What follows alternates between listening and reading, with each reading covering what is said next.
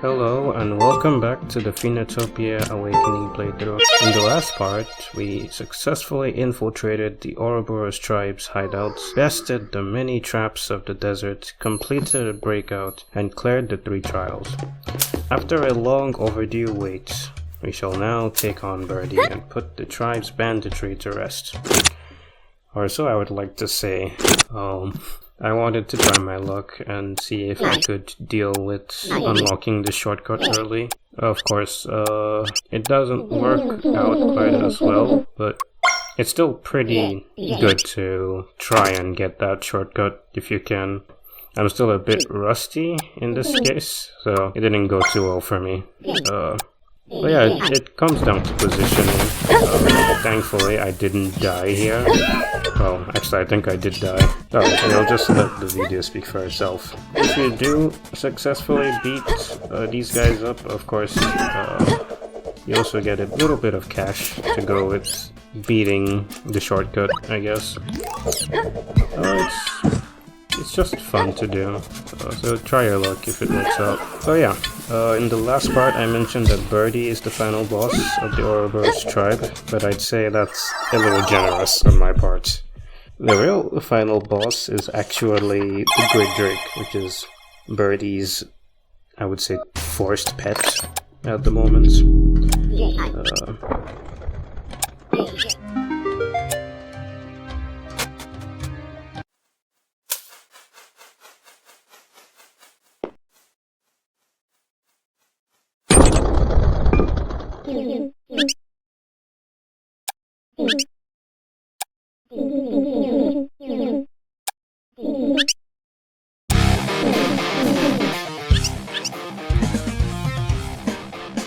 And she named it Bubbles.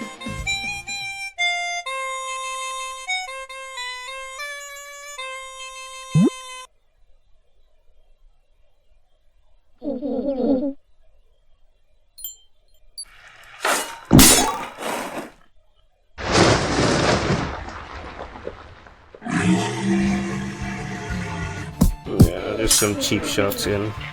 So I would say the Great Drake is probably the easiest boss to fight in the game.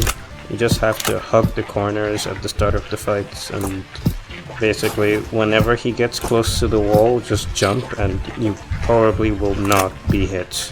The corners are your friend, so just stick with them.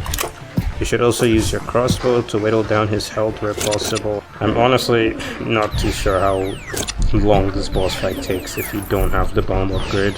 Actually no, the bomb upgrade is mandatory, so you'd have to choose not to use it. But yeah, you might be tempted to just stick back, but no, you can just keep wailing on him even during that section. As you can see, he's already almost dead, so just do everything you see I'm doing in it, and you should be able to beat him no problem.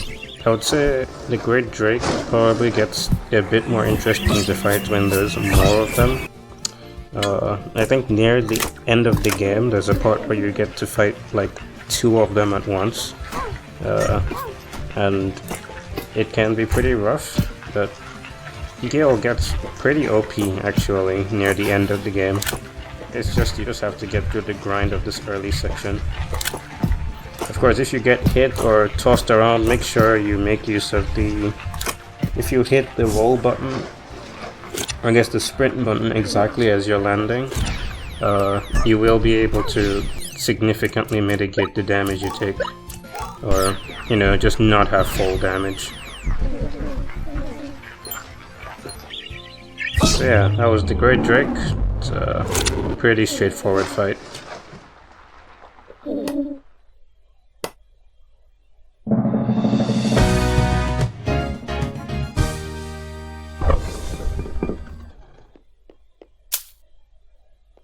Don't know what I'm doing there. We know you cannot hit Birdy.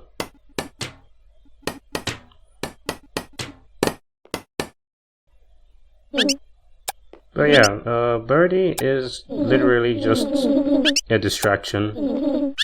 The actual main villains are a bit more dangerous than Birdy. Yeah, that is a conclusion to at least the first part of the Well, I guess no. The Ouroboros tribe story is more or less finished at this point. There is reason to still come back to it to just get some collectibles, and also once you get the spear, which I would say is probably the best, most usable item in the game, I would say you will definitely have to come back there to get some upgrades. But yeah, back in the original release, the game came out in a pretty rough state. Gael would like get stun locked really easily, and the damage was just relentless at times. Stamina was just really hard to like keep high.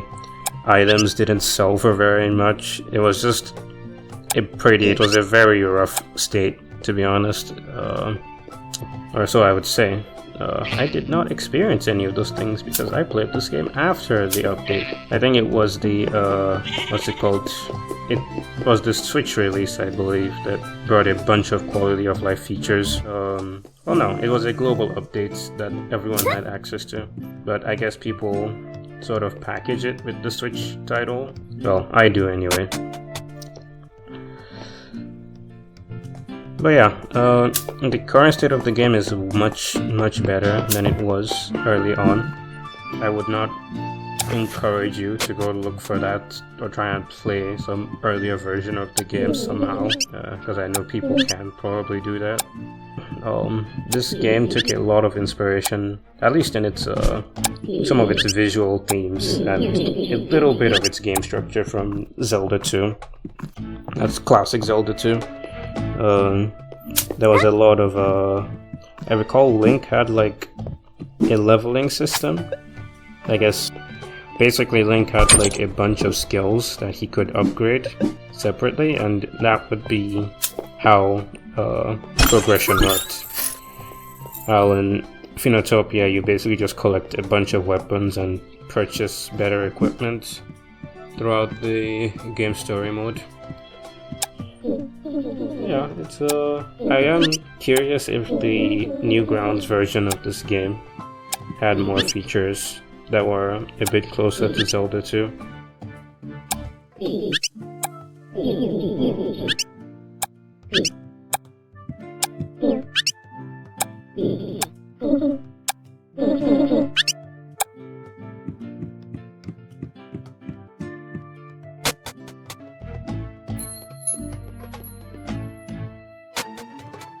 Technically, we're supposed to be going back to Pansola right now, but I wanted some upgrades, so we are doing a minigame. It's actually deceptively easy to clear these minigames. You don't have to aim, just do exactly what I'm doing. I'm not going to attempt to do the hardest mode that gives you a free moonstone. I don't generally recommend that before you get the spear upgrades, at least the second spear upgrade. In general, yeah, you should. I mean, if you're really sweaty, you can probably do this with just this crossbow. But I am not a sweat, unfortunately, so we just play the game the best we can.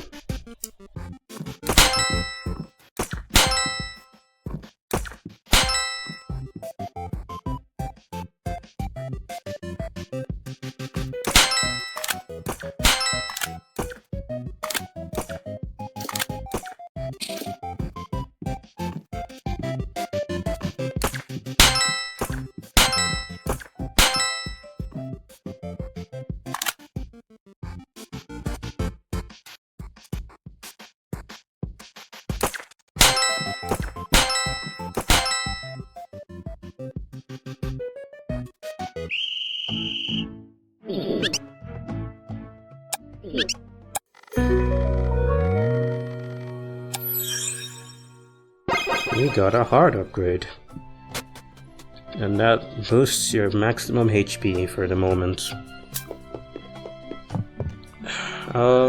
In the last part, 1 year ago, I might add, I mentioned that Quells was working on a separate project. As it turns out, it was a game called Star Iliad. In some of the... I guess it turns out that it's going to be something like a retro-futuristic platformer.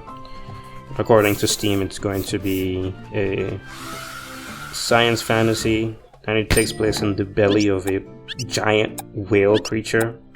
We're going full, I guess, Pinocchio on it. I assume it's going to be some sort of Metroidvania game, or well, I hope it does. Could very well turn out to be like a series of like isolated holes with fast travel points between them. I'll probably show some screenshots right about now if I haven't already. I guess it goes without saying, I'll be playing that whenever the demo drops.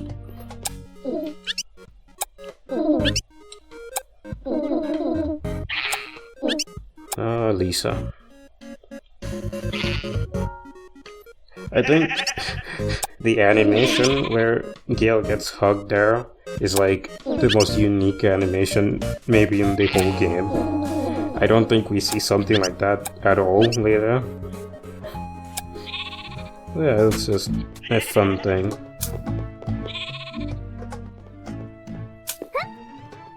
Yeah, I definitely did not forget about Lisa. I definitely did not. I'm just going on a side quest.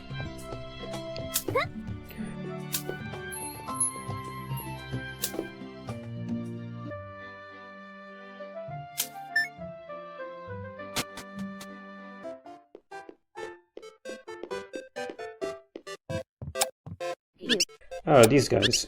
Alright. I think these guys have their whole story arc span the game's story mode. Otherwise they will not be able to make any progress to the capital. And of course, Gael, being a good Samaritan, keeps paying them back.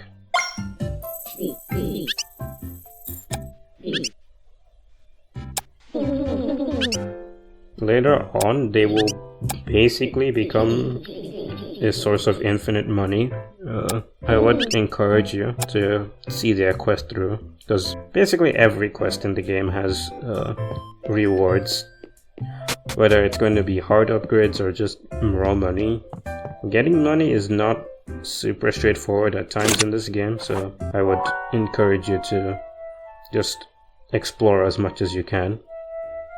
And it's pretty fun, so that's a bonus. You can enjoy the story in itself.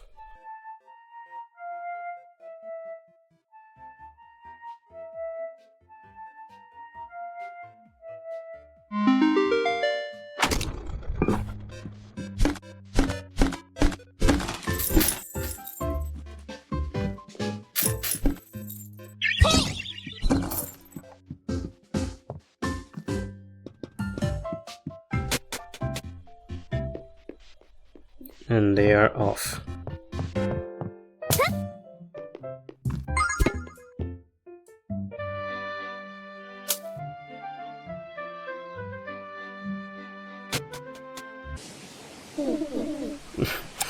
Oh, the funny thing is that this was actually my first time ever seeing this cutscene. I had never, in the years I've played this game, I have never once forgotten about Lisa until this specific part. So it was a pretty funny situation, actually. And the OST for this game is so great.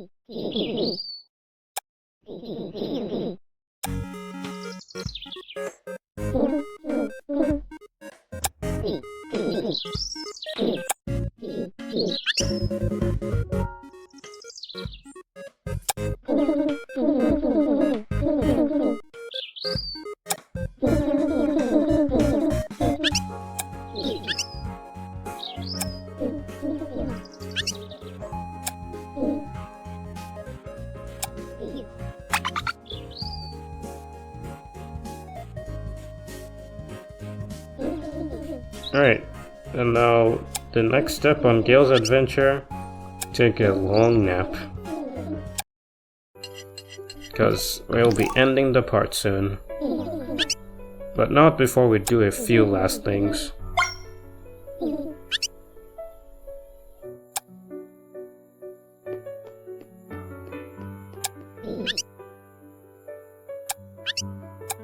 Yeah, I'm probably going to cut ahead with this card game. It does take a while. Or I guess it's a coin toss. Every single NPC in this game has their own little... I wouldn't say not everyone has a story arc, but they all have their own little distinct traits. It's not that deep, but I do think it's worth pointing out. I find most of the NPCs to be pretty likable. Besides Seth, because he keeps making me lose the coin game. But it's just a really simple and I guess earnest type of game.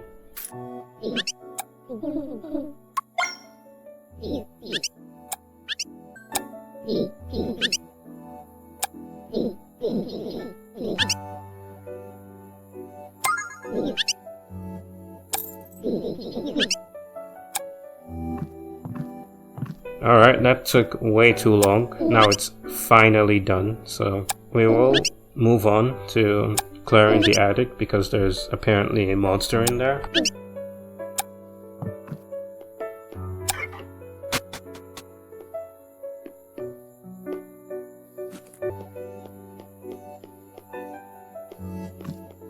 And we're done with that.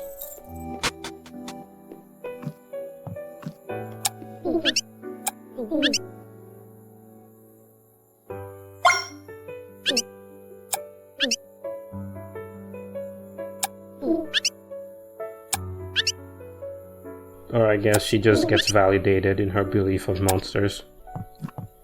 But yeah, the next step is for Gael to go on a new adventure to another part of the map.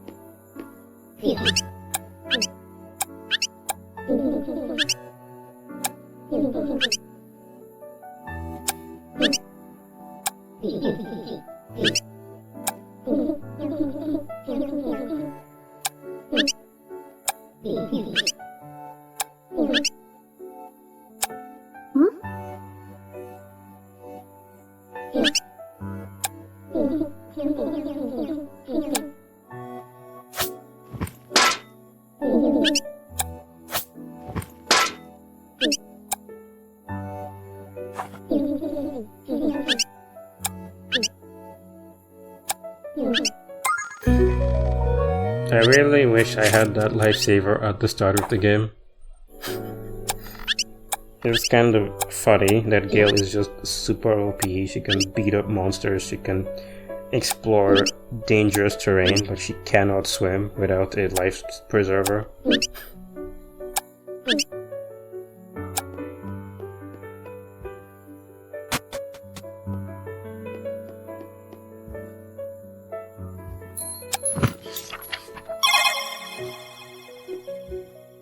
Anyway, that is the end of this part, and I will see you guys in the next one where we will hopefully make our way to Thomas.